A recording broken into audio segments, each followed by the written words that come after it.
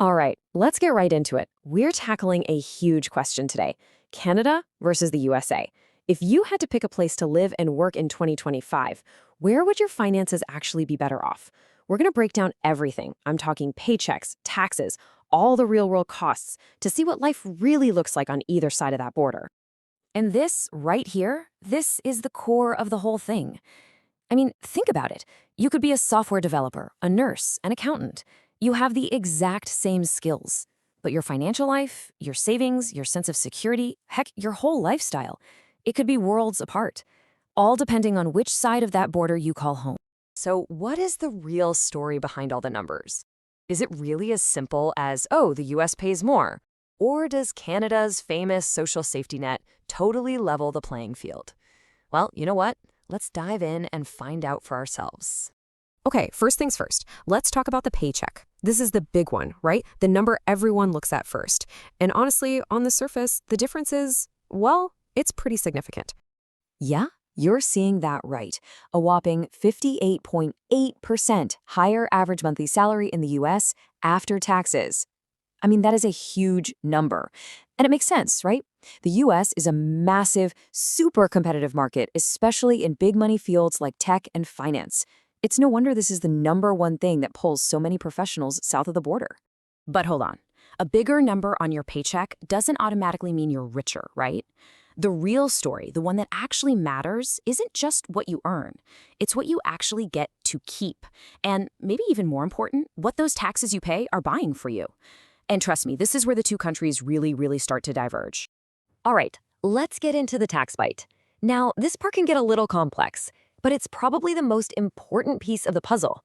This is where that massive US salary advantage, well, it starts to get a little complicated. So if you just glance at the federal income tax brackets, you might think, they look kind of similar. But that's just layer one. In Canada, you have to stack provincial taxes on top of that. In the US, you stack on state taxes. And once you add it all up, yeah, Canada's total tax burden often ends up being higher, especially once you hit those middle and upper middle income levels. Okay, let's put some real numbers to this. Imagine you're earning 100,000 Canadian dollars in Ontario, a great salary, right? Well, after federal tax, provincial tax, and your CPP and EI premiums, you're walking away with about 71 grand. That means almost 29% of your salary is just gone. So the big question is, where on earth is all that money going? And that question brings us to the absolute core of the debate. It's the fundamental trade-off. In Canada, those higher taxes aren't just seen as a cost. They're framed as an investment in a massive system of public services. And the biggest, most important one of all, you guessed it, healthcare. And wow, just look at the spending difference here. The US spends an incredible $12,500 per person on healthcare. That's almost double what Canada spends. It's just a staggering amount of money. But here's the million-dollar question, or I guess the $12,000 question. Does all that cash actually lead to better health? Well, the data says not really. Despite spending nearly double, the life expectancy in the US is way lower. We're talking a gap of more than 6 years. This just raises this huge question about value for money, doesn't it? Canada's system isn't perfect, nobody claims it is, but it seems to be delivering better overall outcomes for a fraction of the cost. So when you boil it all down, this is the heart of it. Canada's system is basically a giant insurance policy against financial ruin from getting sick. You're covered. In the US system, if you've got amazing insurance, you might get faster access to specialists, for sure. But it also leaves millions of people just one bad diagnosis away from bankruptcy. It really is a choice. Collective security versus individual risk. Okay, enough with the big, heavy stuff like taxes and healthcare for a minute. Let's get back to your wallet. What about the day-to-day costs? You know, groceries, gas, rent. Well, this is where the pendulum often swings right back in favor of the US. Yeah, your grocery bill will almost always be cheaper in the States. There are a bunch of reasons for this. A bigger market, smoother supply chains, lower import taxes. But the bottom line for you is that your weekly food budget is just going to stretch a lot further south of the border. And you'll see the exact same story when you pull up to the gas pump. Gas taxes are way lower in the US, so Americans pay a lot less to fill up the tank. It just makes owning and driving a car that much more affordable. But then we get to housing. And oof, this is where it gets tough for everyone. Both countries are in the middle of a massive housing affordability crisis. Seriously, whether you're trying to find a place in Vancouver, Toronto, New York, or LA, you're looking at eye-watering prices. Montreal is kind of the one bright spot, but for the most part, the squeeze on housing is a shared North American nightmare. Okay, quick sidebar. This next part is specifically for those of you who might be working or living across the border. If that's you, listen up, because this is where things get really complicated and you absolutely need to know these rules. So here's the deal in a nutshell. If you're an American living in Canada, you still have to file a U.S. tax return every single year. Now, don't panic.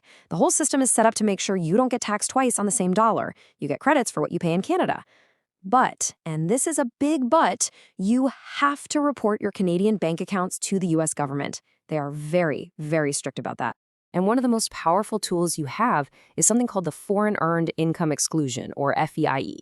Basically, it lets many Americans in Canada just exclude a huge chunk of their income from U.S. taxes, up to about $130 grand. So between that and the foreign tax credits, most people actually end up owing zero to the IRS. You still have to do the paperwork, but you probably won't have to pay. Okay, so we've looked at salaries, taxes, healthcare, the cost of living, the whole shebang. So what's the verdict? Who wins? Well, the truth is there's no easy answer. There's no single winner.